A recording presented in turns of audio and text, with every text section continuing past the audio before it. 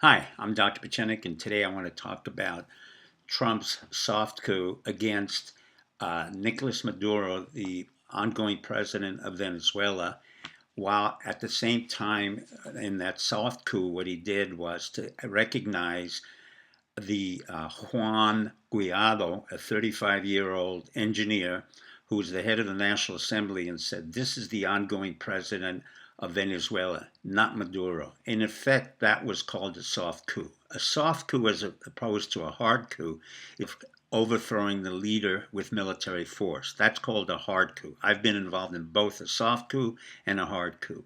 Now, what makes this particular coup interesting is that Trump has been threatened by Russia that says they will intervene into this soft coup and force the Americans to get out of this situation and overthrow Juan Guaido if the Americans don't stop their recognition of Juan Guaido.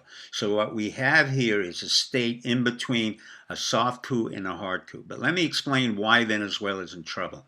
1995, there was a man by the name of Maduro, who was the president of the country. I'm sorry, Hugo Chavez. Hugo Chavez ran that country and lost over $100 billion over a period of about 15 years and brought it from a number one oil exporter into literally a bankrupt company which had no food, no water, no medicine for its people. Over 3 million Venezuelans left the country over that period.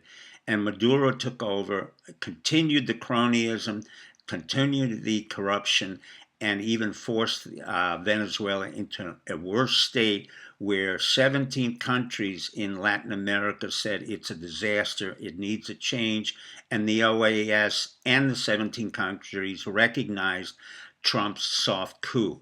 So what we have here is a state of an emergency state where we took over the government using no military force. Now, the Chinese have said they may intervene because they owe about $60 billion to the Chinese for oil and loans that were given to Venezuela on the part of the Chinese. The Russians, Putin in particular, said he may intervene with military force because he is owed $10 billion in oil and $10 billion in military contracts. But we will see what happens. What I'm impressed with is the fact that Trump, Secretary of State Pompeo, and Senator Marco Rubio really organized all of this in a very efficient, quiet way to overthrow the ongoing corrupt regime and allow a young man who has never been tested before but came out of the National Assembly, Juan Guaido, to be the new leader of Venezuela. 17 countries have recognized Juan Guaido and agreed that he is the new ongoing president, as well as the Organization of American States.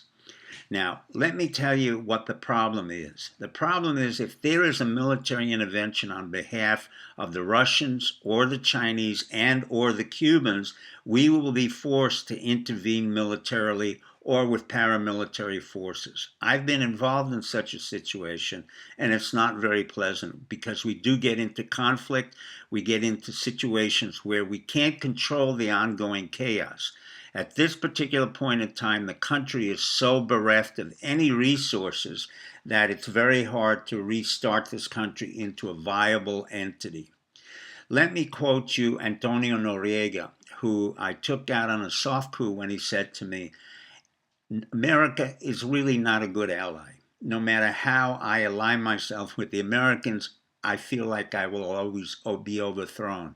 He was essentially overthrown on both a soft coup on my behalf and a hard coup on behalf of the military. Another individual, Mr. Marcos of the Philippines, said, "My American friends overthrew me. I'm absolutely shocked." On that note, I say good luck and good night.